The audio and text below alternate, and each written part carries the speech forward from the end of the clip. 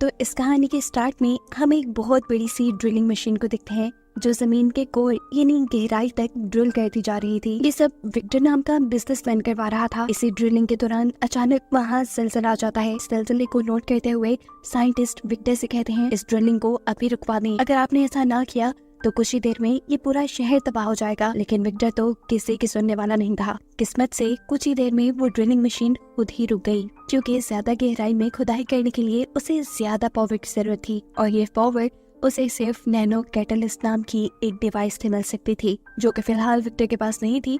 इसीलिए विक्टर अपना ये प्रोजेक्ट यही रुकवा देता है और सबको ऑर्डर देता है नैनो कैटलिस्ट को ढूंढने का। नैनो कैटलिस्ट असल में एक बहुत ही ताकतवर डिवाइस है जिसे विक्टर के साइंटिस्ट ने ही डिजाइन किया था, पर वो किसी गलत हाथों में ना लग जाए इसलिए उन्होंने डिवाइस बनाकर छुपा दी, जिसे अब ये लोग ढूंढने वाले थे। सीन कट होकर हम देखते हैं कि विक्टर की कंपनी में दो आदमियों को विक्टर के गैराज में एक बहुत ही पुरानी कार मिली है। उनको लगा कि किसी को इतनी पुरानी कार के बारे में क्या पता होगा, इसलिए वो चुपके कंपनी से ये कार बेच देते हैं। दूसरी तरफ हम मिलते हैं डोनाल्ड से। इस मूवी का मेन कैरेक्टर वो कॉलेज में पढ़ता है और उसके साथ उसका अमीर दोस्त मैक्स भी है। डोनाल्ड को कार्स का क्रेज है। वो अपने लिए एक न्यू मॉडल कार खरीदना चाहता है, लेकिन क्योंकि उसके पास इतने पैसे नहीं इसलिए वो ऐसा नहीं कर पाता। आज मैक्स उसे चलाने के लिए अपनी न्यू मॉडल कार देता है। वो इस चीज से ही खुश हो गया, लेकिन बुरा उसे तब लगा जब मैक्स उसे ड्राइवर की तरह छोड़कर अपनी क्लास फेलो के साथ कार की बैक सीट पर जा बैठा। इस लड़की का नाम था नताशा और डोनाल्ड भी नताशा को पसंद करता था। खैर अब वो घर आता है और कंप्यूटर पे कुछ गाड़ियां सर्च करने लग जाता है, लेकिन ये सब की सब इतनी महंगी थी कि उन्हें लेने में उसे सालों लग जाते। वो सोच आता है। इसके बाद सुबह होने पर उसकी छोटी बहन उसे सरप्राइज देते हुए उठाती है, क्योंकि आज डोनाल्ड का बर्थडे था। बर्थडे गिफ्ट के तौर पर डोनाल्ड के डैड उसे एक कार गिफ्ट करते हैं, जिस कार को देखकर डोनाल्ड ज्यादा खुश नहीं हुआ, क्योंकि ये एक पुरानी मॉडल की कार थी। असल में ये वही कार है जो विक्टर के एम्प्लॉयज ने बेच दी थी। वो अपने डैड को उदास नहीं कर सकता था, इसीलिए वो इस कार से कॉलेज के लिए निकल जाता है। पर वो जानता था कि अगर वो इस कार से कॉलेज गया तो उसका कॉलेज में बहुत मजाक बन जाएगा, इसीलिए बस स्टैंड पे उसने इस कार को पार्क करके बस के जरिए कॉलेज जाने का डिसाइड किया। लेकिन एक बूढ़े आदमी की मदद करने के चक्कर में उसकी बस छूट गई। ऐसे कॉलेज पहुंचने में उसे देर हो गई। कॉलेज जाकर पता चला आज तो बहुत इम्पोर्टेंट लेक्चर था। शहर के बहुत बड़े बिजनेसमैन विक्टर उन्हें यहाँ लेक्चर देने के लिए आए थे। डोनाल्ड क्लास में आकर उनसे कहता है आई एम सॉरी, असल में बस स्टैंड पे किसी की मदद करने के चक्कर में मैं खुद लेट हो गया। उसके बाद सुनकर विक्टर सबसे कहते हैं अगर मैं कहूँ कि तुम लोगों ने बगैर किसी की मदद किए मेरी क्लास में टाइम में पहुँचता है और मैं तुम्हें इसके बदले $1,00,000 दूंगा तो कौन कौन आएगा? सारे हाथ खड़ा कर लेते हैं सिवाय डोनाल्ड के। अब विक्टर डोनाल्ड की तरफ सवालिया नजर से देखता है तो डोनाल्ड कहता है अगर मैं ये कहूँ कि मैं आइंदा कभी किसी की मदद नहीं करूंगा तो क्या आप मुझे $1,00,000 देंगे? उसका सवाल सुनकर सभी हैरान हो गए। विक्टर ने गुस्से में अपनी पॉकेट से 1,00,000 का बंडल निकाला और टेबल पे रखकर क्लास छोड़कर चले गए। डोनाल्ड जान गया था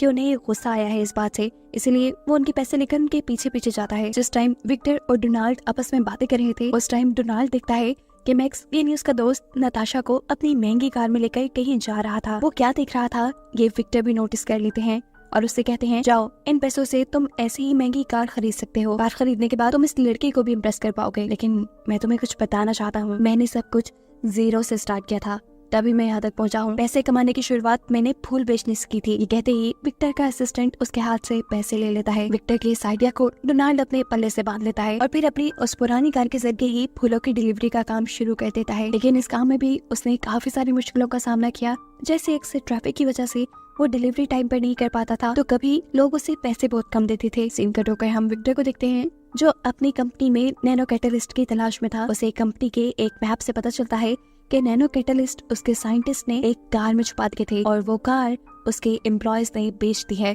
कार बेचने वालों को विक्टर अच्छी सजा देता है। उसके बाद अपने एक खास आदमी ब्रायन को उस कार को ढूंढने का काम दे देता है। इस टाइम डोनाल्ड जो अपने डैड के साथ अपने फूलों की डिलीवरी करने के लिए निकला था, तब विक्टर के लोग उसकी गाड़ी के पीछे पड़ जाते हैं, क्योंकि उन्हें शक था कि इसी गाड़ी के अंदर नैनो कैटलिस्ट है। यहीं करीब रोड पर एक चोर किसी लड़की का हैंडबैग चुरा कर भागने लगता है। इस बात से अनजान कि डोनाल्ड की गाड़ी के पीछे कोई लगा है, डोनाल्ड के डैड गाड़ी रुकवाकर उस लड़की की मदद करने के लिए उस चोर को पकड़ते हैं और उसकी पिटाई करते हुए उससे लड़की का बैग बचा लेते हैं। डोनाल्ड अपने डैड की इस हरकत से नाराज हुआ। वो अपने डैड से कहता है, आप भी कमाल करते हैं, इस दौर में दूसरों की लड़ाई में टांग अड़ाकर अपनी क्यों जान मुसीबत में डालते हैं। डोनाल्ड की नेगेटिव बातों को सुनकर डोनाल्ड के डैड को बहुत बुरा लगा, इसलिए वो रास्ते में ही डोनाल्ड की गाड़ी से निकल गए। डोनाल्ड अपनी गाड़ी आगे बढ़ा लेता है और फिर नोटिस करता है कि कोई उसकी गाड़ी के पीछे पड़ा है। उसे लगा कि शायद ये उसी चोर की गैंग वाले होंगे जिस चोर की पिटाई अभी उसके डैड ने की थी। इससे पहले कि डोनाल्ड अपनी कार समेत इन लोगों के हाथ लगता, घबराहट में डोनाल्ड से कार का एक ऐसा बटन दब जाता है जिसकी वजह से उसकी कार हवा में उड़ने लग जाती है। डोनाल्ड, जो कि कार के इस फीचर के बारे में जानता ही नहीं था, वो बुरी तरह डर जाता है। उसकी गाड़ी किसी जेट प्लेन की तरह हवा में उड़ रही थी और ये चीज विक्टर के लोग भी नोटिस कर चुके थे। डोनाल्ड से ये आउट ऑफ कंट्रोल होती हुई कार एक बिल्डिंग में जाकर क्रैश लैंड होती है और डरते हुए वो उस कार को उसी बिल्डिंग में छोड़कर वहाँ से बाहर भाग जाता है। यहाँ विक्टर के लोग जब उस कार के उड़ने की खबर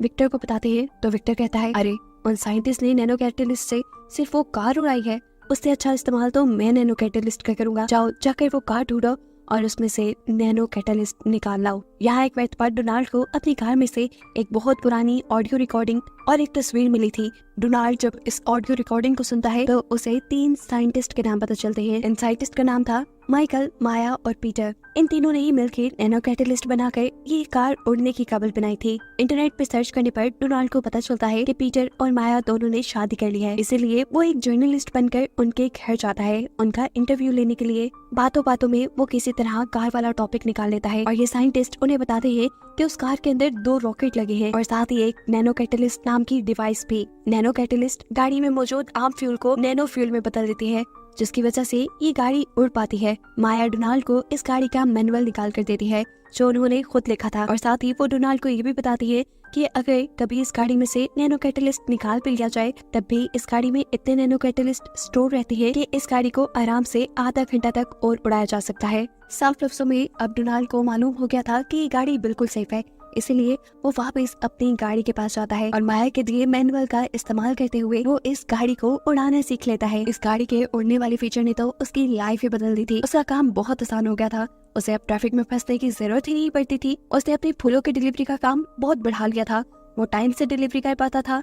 इस तरह उसने ज्यादा पैसे भी कमा लिए थे। कुछ पैसे इकट्ठे होने के बाद वो अपनी फ्रेंड नताशा को डिनर पर भी लेकर जाता है। नताशा भी डोनाल्ड के साथ टाइम स्पेंड करके खुश थी और ऐसे ही हमें मालूम हुआ कि वो भी डोनाल्ड को पसंद करने लगी थी। यहीं इस फैंसी रेस्टोरेंट पे डोनाल्ड को विक्टर भी मिल जाता है। वो विक्टर से शुक्रिया अदा करता है कि आपके कहे के अकॉर्डिंग मैंने फूलों की डिलीवरी का काम शुरू किया और अब मैं इतने पैसे कमाने लग गया हूँ कि जल्द ही एक गाड़ी ले लूंगा। यहाँ विक्टर के बाकी लोग जो अभी तक उस गाड़ी को ढूंढने के चक्कर में थे, वो रोड पे चलते हुए डोनाल्ड के डैड का पीछा करते हैं। उन्होंने अपने साथ उस चोर को भी रखा हुआ था ताकि वो डोनाल्ड के डैड को पहचान कर बताए क्या वही वो आदमी है जिसकी गाड़ी उड़ पा रही थी। ये चोर जब डोनाल्ड के डैड को देखता है तो इन लोगों से झूठ कह देता है कि नहीं, ये वो आदमी नहीं जिसने मेरी पिटाई की थी। उसने झूठ इसलिए बोला क्योंकि वो डोनाल्ड के डैड से बदला लेना चाहता था।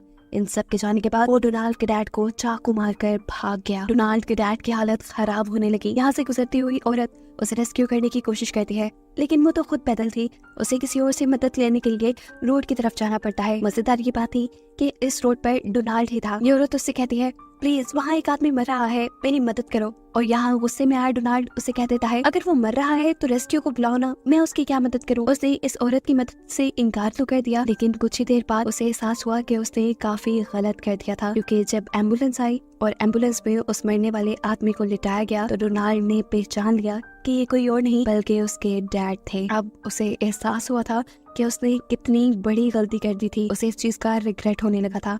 अपने इस रिग्रेट को दूर करने के लिए वो अपने घर की सारी जिम्मेदारी उठा लेता है और अपने आप से वादा करता है कि अब वो किसी की मदद को इनकार नहीं करेगा। अपनी उड़ती हुई कार से वो सब लोगों की मदद करना शुरू कर देता है। शहर में होने वाली चोरियां रोकता है, लोगों को टाइम पे हॉस्पिटल पहुंचाकर उनकी जान बचाता है, यहाँ तक कि आग लगी बिल्डिंग्स के अंदर जा जाकर भी लोगों की जान बचाता है। ये कह ले कि वो इस शहर के लोगों के लिए सुपर हीरो बन गया था, जिसके पास एक उड़ने वाली कार थी। न्यूज में भी उसके चर्चे होने लगे थे और अब सब लोग उसे ब्लैक लाइटनिंग के नाम से पुकार रहे थे, क्योंकि कोई उसका असल नाम नहीं जानता था। ये बात विक्टर तक भी पहुंच जाती है और वो भी ब्लैक लाइटनिंग के पीछे पड़ जाता है।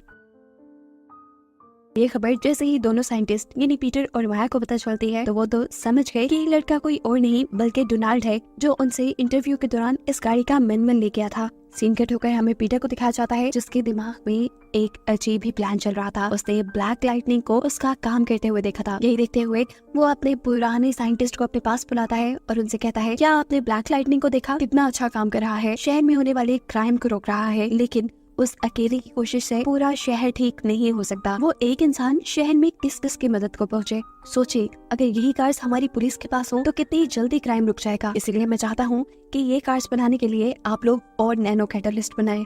ये तीनों विक्टर की बातों में आ जाते हैं और नैनो कैटलिस्ट को बनाने की तैयारी में लग जाते हैं। सीन कट होकर हम डोनाल्ड को देखते हैं जिसे मैक्स की तरफ से नताशा को फूल देने का ऑर्डर मिला था। जब वो फूलों की डिलीवरी के लिए जाता है तो नताशा डोनाल्ड को देखकर काफी ज्यादा खुश हो जाती है। ये दोनों यहाँ काफी बातें करते हैं और नताशा डोनाल्ड से ब्लैक लाइटनिंग के बारे में बात करती है। वो कहती है कि मुझे लगता है ब्लैक लाइटनिंग के साथ जिंदगी में कुछ बहुत बुरा हुआ होगा, इसलिए वो हमेशा हर एक की मदद को तैयार रहता है और किसी से नहीं मिलता। आई विश कि मैं उससे शादी करके उसकी ये तन्हाई दूर कर पाऊँ। डोनाल्ड चुपचाप उसकी ये सारी बातें सुनता रहा, लेकिन उसे ये नहीं बता पाया कि मैं खुद ही ब्लैक लाइटनिंग हूँ। खैर, वो अब यहाँ से जाने के लिए अपनी गाड़ी में वापस बैठ जाता है और जब वो यहाँ से जाने ही वाला था तब उसकी नजर पड़ती है ऊपर बिल्डिंग पे एक बहुत बड़े बर्फ के ब्लॉक पे जो टूटकर नताशा पे ही गिरने वाला था। नताशा को बचाने के लिए वो अपनी कार हवा में उड़ाता है और टेढ़ा करते हुए ये बर्फ का ब्लॉक तोड़ देता है। गाड़ी के टेढ़ा होने पर उसमें मौजूद फूल भी कुछ नीचे गिर गए, जिन फूलों को जब नताशा ने उठाकर देखा तो उसके ऊपर मैक्स का नाम लिखा था।